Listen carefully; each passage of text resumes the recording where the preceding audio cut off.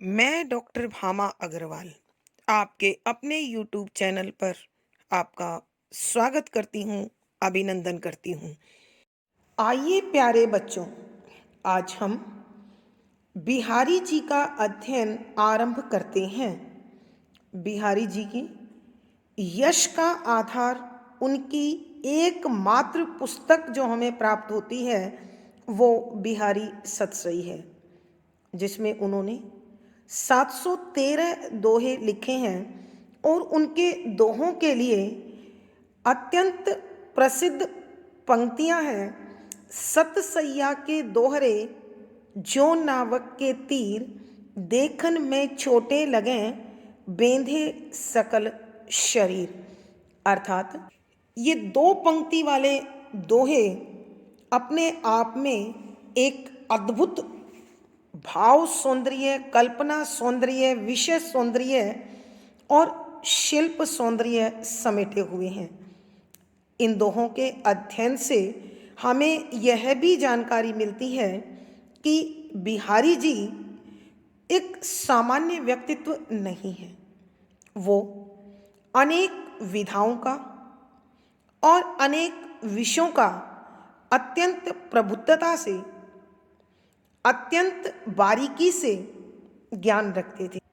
इसलिए उनके दोहों में हमें भक्ति, नीति, नायिका भेद निरूपण, श्रृंगार के संयोग तथा वियोग पक्ष, प्रेम, सौंदर्य, विज्ञान, वास्तुशास्त्र, नक्षत्र ज्ञान, रंग योजना आदि न जाने कौन कौन से पहलू हैं जो हम इन दोहों में पढ़ते हैं, समझते हैं और अपने जीवन को एक अलग दिशा देते हैं।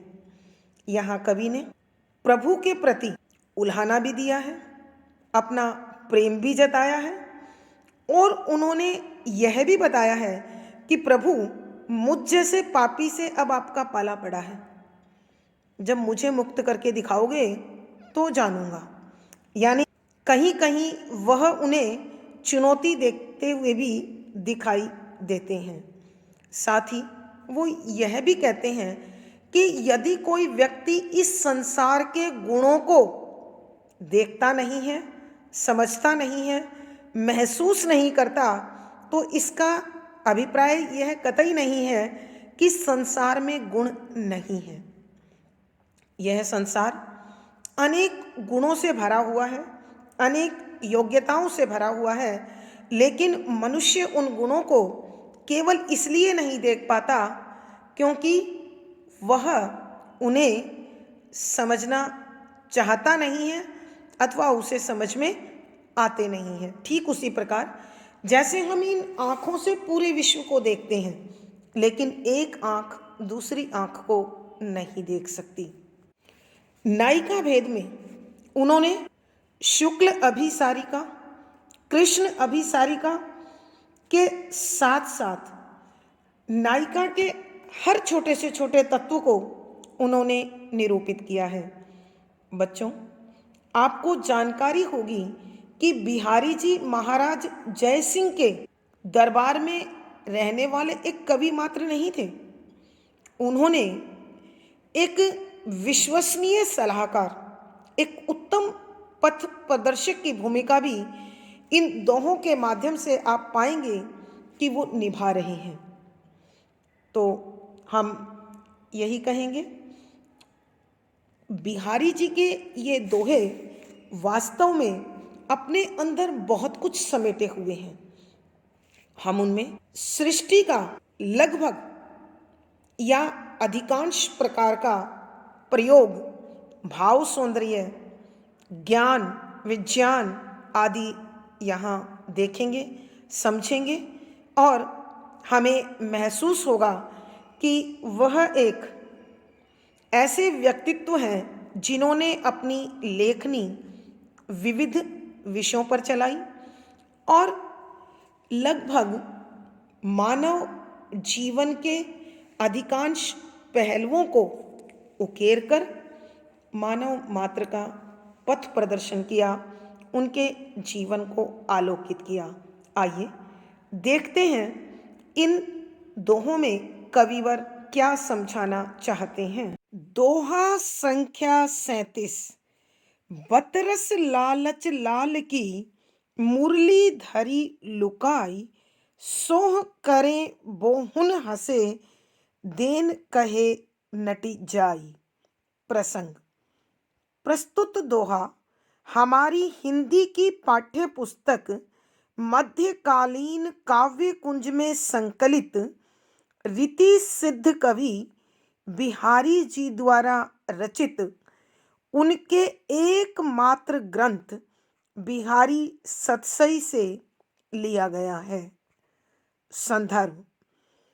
इस दोहे में कविवर ने नायक और नायिका की मीठी नोक झोंक का, उनकी चुलबुलाहट का, उनके नटखट व्यवहार का बड़ा सुंदर, बड़ा मनोरम वर्णन किया है। वो इस प्रकार के भावों को स्पष्ट करते हुए लिखते हैं कि व्याख्या। शब्दों के अर्थ पहले। बतरस बातों का आनंद। लालच लोभ वश। लाल नंद बाबा का बेटा अर्थात श्री कृष्ण की मुरली बांसुरी धरी रख दी, लुकाई छिपाकर। सो शपथ कसम। करई खाने लगी। भोहन भोहों से, आंखों की बोहों द्वारा। हंसे हंसने लगी, प्रसन्नता जाहिर करने लगी। देन देने, कही कहने पर। नटी नट गई, जाई जाती है, अर्थात मना कर देती है। यहाँ कविवर बता रहे हैं कि राधा श्री कृष्ण से प्रेम पूर्ण बातचीत करना चाहती है। वो जानती है कि यदि श्री कृष्ण के पास बांसुरी रहेगी तो वह बांसुरी बजाने में मग्न हो जाएंगे और राधा की ओर उनका ध्यान नहीं जाएगा, जो राधा को इस समय अच्छा नहीं लग रहा है। वो चाहती है कि श्री कृष्ण उसके पास बैठें, उसके साथ प्रेम पूर्ण बातचीत करें। अतः मौका लगाकर लाल की मुरली धरी लुकाई कि उन्होंने नंदलाल अर्थात श्री कृष्ण की बांसुरी को वहां से उठाकर छिपा दिया। जब श्री कृष्ण को बांसुरी नहीं मिलती, अपने आसपास बांसुरी दिखाई नहीं देती, तो वह राधा जी से मुरली के विषय में पूछते हैं। तब सोह करे राधा जी शपथ खाती हैं, कसम उठाती हैं कि मैंने बांसुरी नहीं ली, मेरे पास आपकी बांसुरी नहीं है। लेकिन होठों से तो वह मना करती है, मगर चंचल आंखें और भौएं इस सत्य का उद्घाटन कर देते हैं कि बांसुरी राधा के पास ही है। तो श्री कृष्ण राधा से बांसुरी की पुनः मांग करते हैं और उस बात का उन्हें शक हो जाता है कि अवश्य बांसुरी राधा के ही पास है, पर राधा मना करती रहती है। तो वह बलपूर्वक कहते हैं कि मुरली तुम्हारे पास ही है, देन कहे नटी जाए। और जब श्री कृष्ण उनसे मुरली मांगते हैं, बांसुरी मांगते हैं, तो राधा रानी बांसुरी देने से मना कर देती है। एक बार फिर बच्चों इस दोहे की हम व्याख्या करते हैं।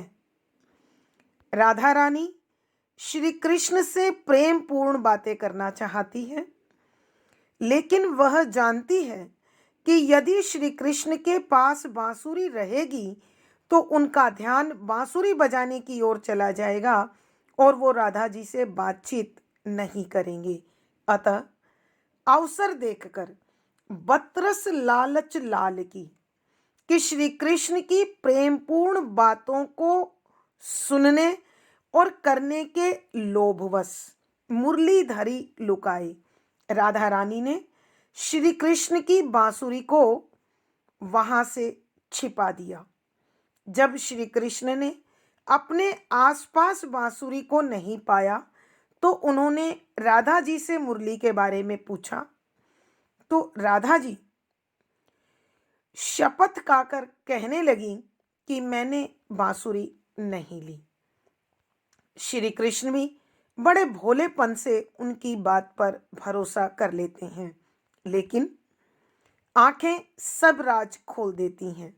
अतः उनकी आंखों में और भौहों पर जो शरारत भरी प्रसन्नता झलक रही थी उसे देखकर श्री कृष्ण को पुनः उन पर शक हो गया।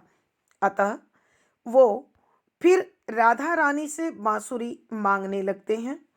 तो देन कहे नटी जाए और मुरली देने से राधा रानी ने मना कर दिया।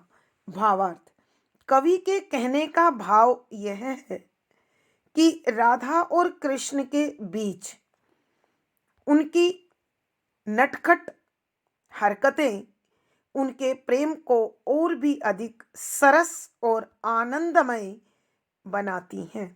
विशेष यहाँ कवि ने राधा रानी के हाव भाव का बड़ा मर्मस्पर्शी, बड़ा मन को गुदगुदाने वाला वर्णन किया है। शुद्ध साहित्यिक ब्रज भाषा का प्रयोग है, श्रृंगार रस माधुर्य गुण है, दोहा छंद गेय शैली और संगीतात्मकता बनी हुई है।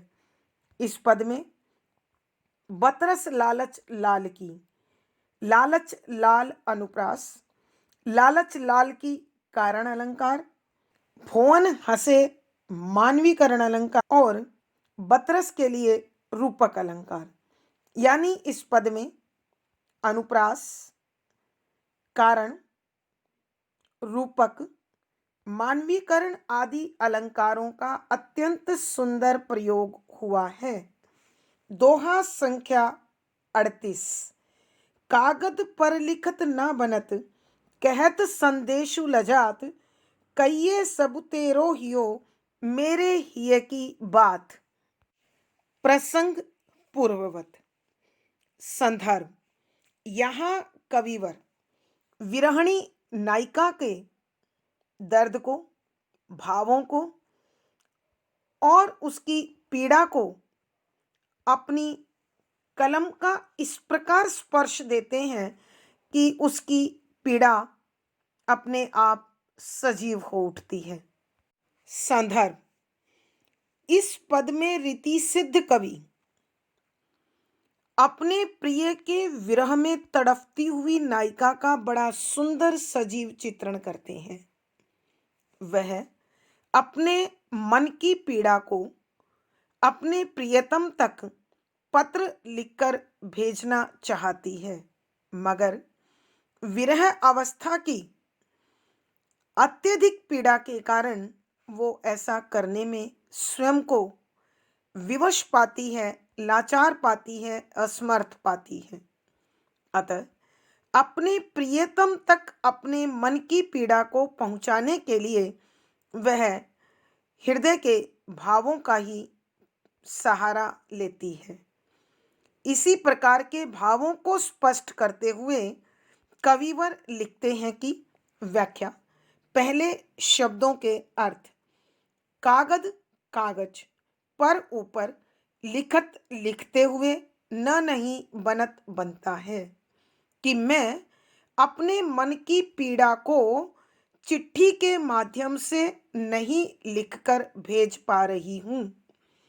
कहत संदेशु लजात, और यदि मैं अपने मन की इस हालत का वर्णन अन्य लोगों के सामने करती हूँ तो भी मुझे लज्जा आती है, शर्म महसूस होती है।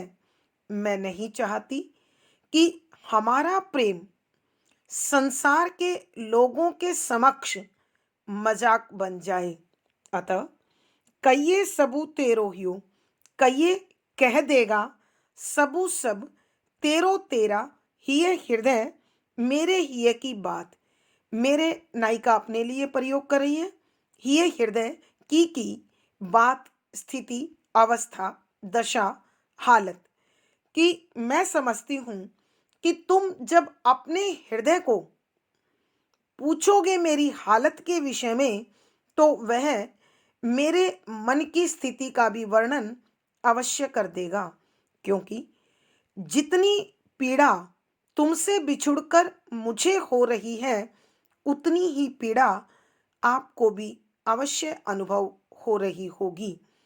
अतः हम दोनों के हृदय की स्थिति एक जैसी है, जो हम आसानी से समझ सकते हैं। एक बार फिर इस दोहे की व्याख्या करते हैं। नायिका अपने नायक को संबोधित करते हुए कहती है, कागज पर लिखत ना बनत, कि मैं अपनी विरह की पीड़ा का वर्णन करते हुए तुम्हें पत्र भेजना चाहती हूं, लेकिन अत्यधिक पीड़ा होने के कारण मैं संदेश लिखकर नहीं भेज सकती हूँ। कहत संदेशु लजात, और अन्य लोगों के सामने भी मैं अपनी विरह की पीड़ा का वर्णन करते हुए शर्म अथवा लज्जा का अनुभव करती हूँ।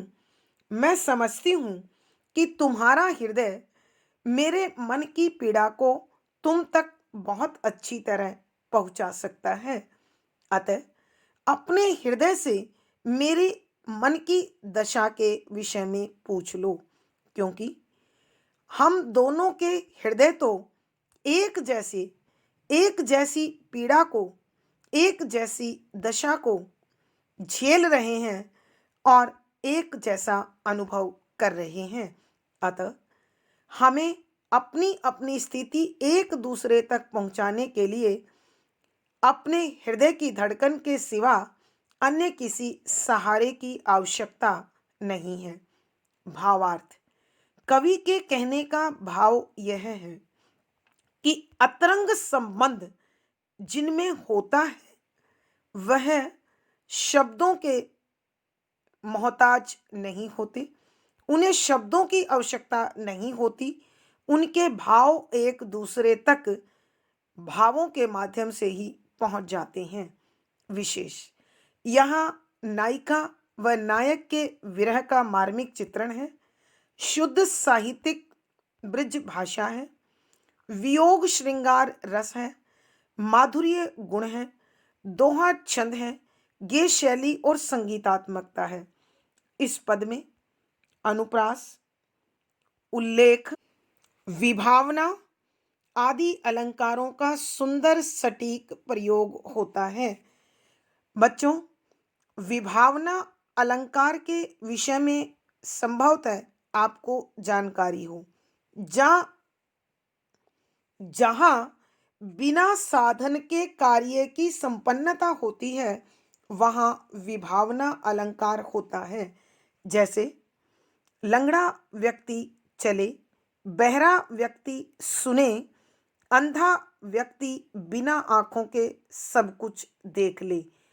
इस दोहे में भी नायक और नायिका एक दूसरे से बातचीत नहीं कर रहे हैं, लेकिन एक दूसरे के हालात उनके मन के माध्यम से एक दूसरे तक पहुंच रहे हैं, इसलिए यहाँ विभावना अलंकार है। दोहा संख्या 39। सोवत जागत सुपन बस, रसरिस चैन कुचैन, सूरती श्याम घन की, सुरती बिसरऊँ बिसरे न। प्रसंग पूर्ववत। संदर्भ, यहाँ श्री कृष्ण से बिछड़ी हुई नायिका उनके वियोग में तड़फ रही है। वह कभी अपने नायक को याद करके प्रसन्न हो जाती है और कभी अत्यधिक बेचैन हो जाती है। अपने मन के इसी प्रकार के भावों को वह व्यक्त कर रही है इस दोहे में।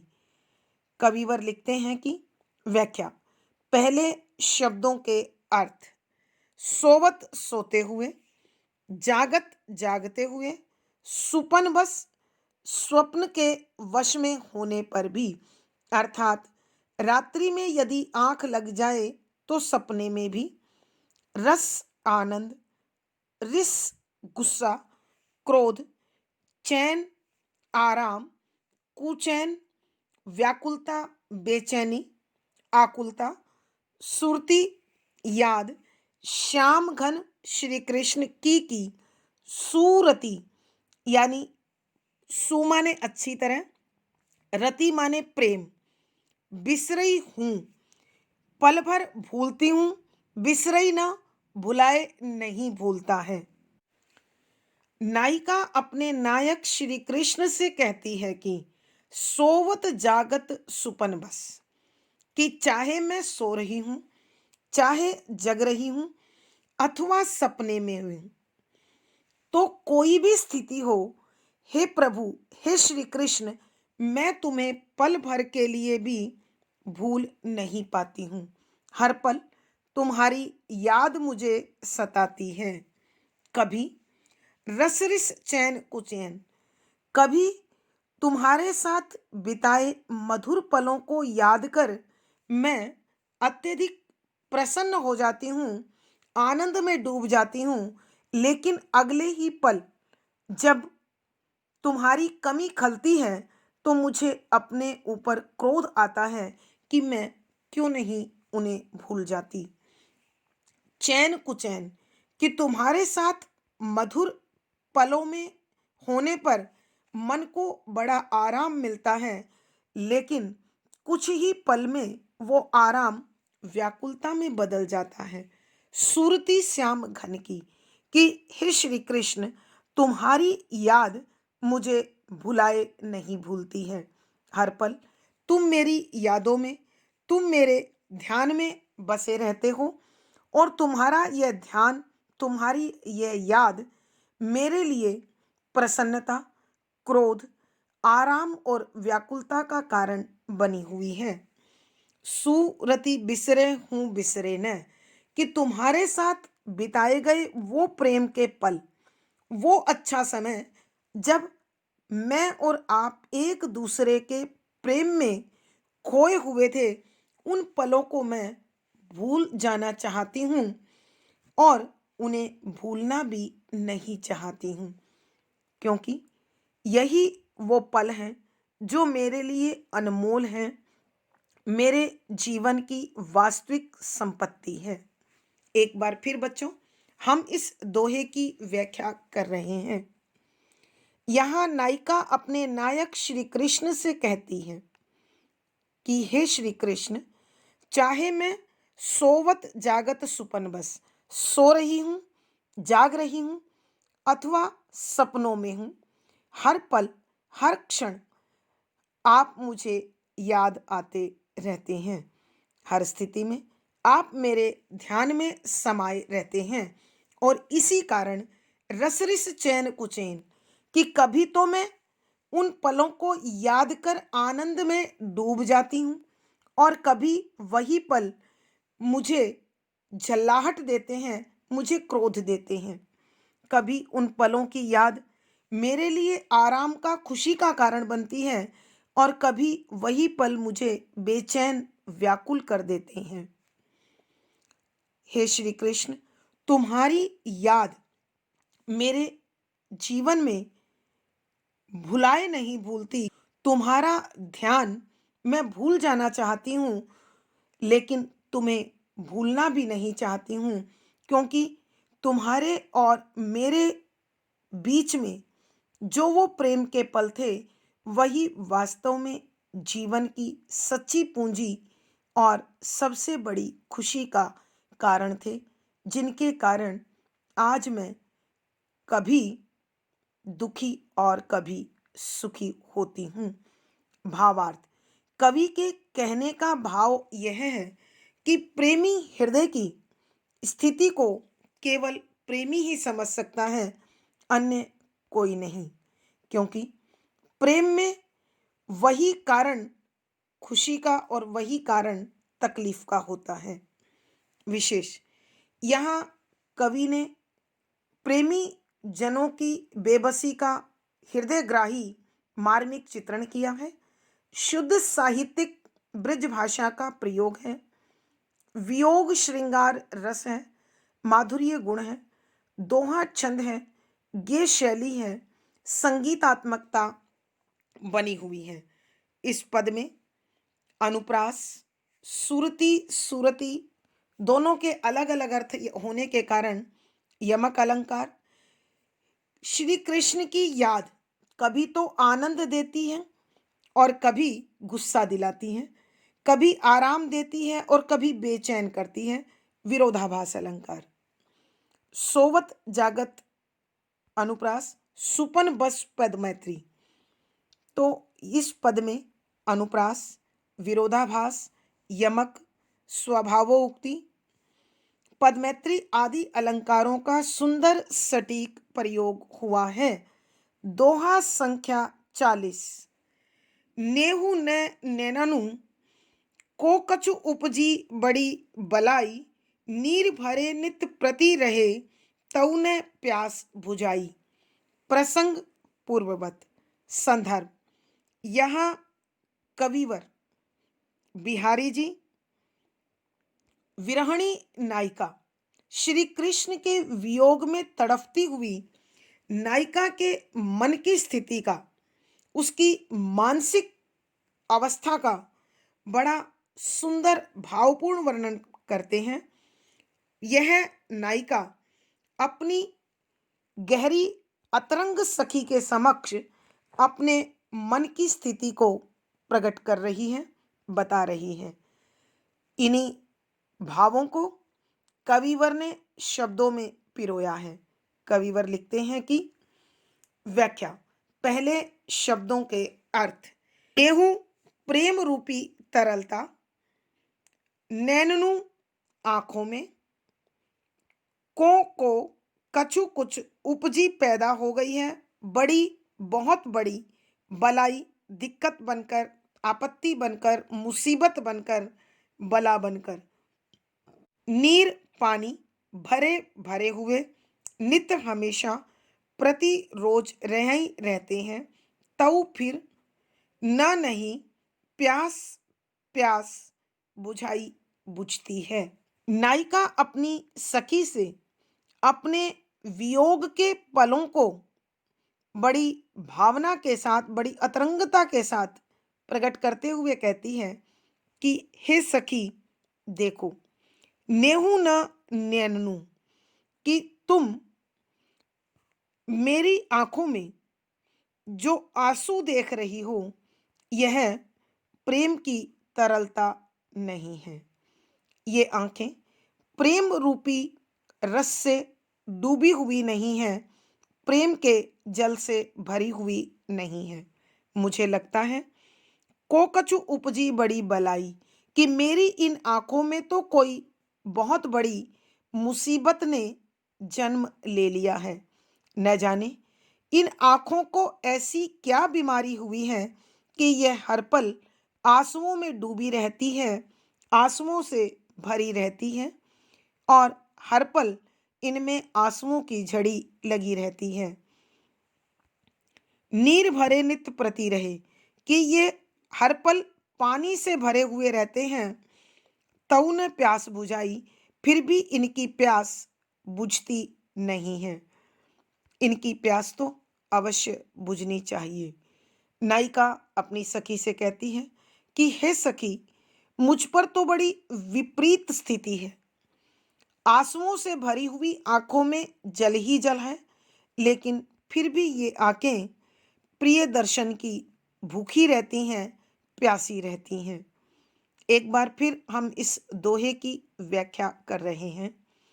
नायिका अपनी अतरंग सखी के सामने अपने भाव प्रकट करते हुए कहती है कि हे सखी देखो, नेहू न नैननू, कि मेरी आंखों में ये जो आंसू है यह प्रेम की तरलता नहीं है, प्रेम जल से भरी हुई मेरी आंखें नहीं हैं।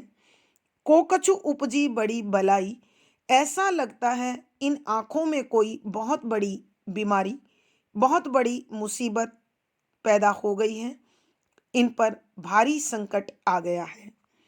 नीर भरे नित प्रति रहे, कि इन आंखों में हमेशा पानी भरा रहता है, आंसू भरे रहते हैं और ये दिन रात बरसती रहती हैं।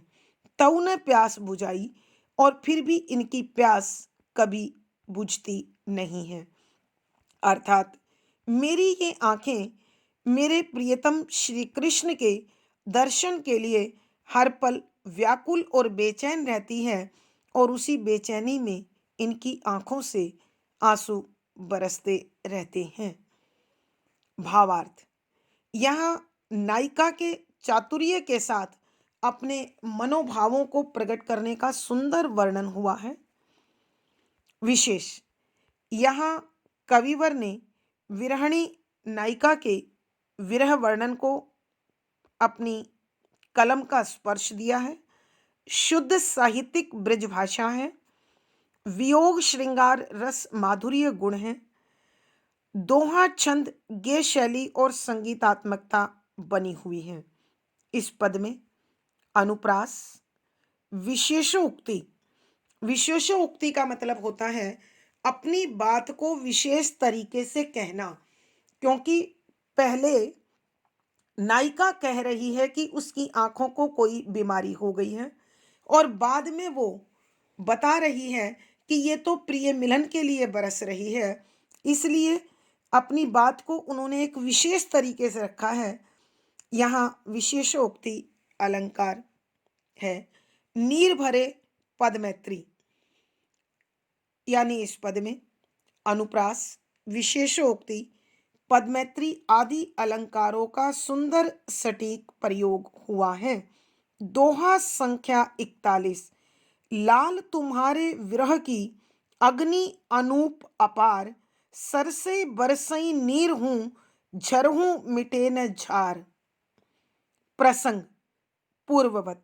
संदर्भ, यहाँ कवि नायिका के विरह को बड़े भावपूर्ण शब्दों में स्पष्ट करते हैं, और वो बता रहे हैं कि नायिका इस विरह में इस प्रकार डूबी हुई है, इतनी अधिक गहराई से महसूस कर रही है कि चाहे कितना भी पानी क्यों ना बरस ले, उसकी ये प्यास बुझती नहीं है, बल्कि बढ़ती चली जाती है।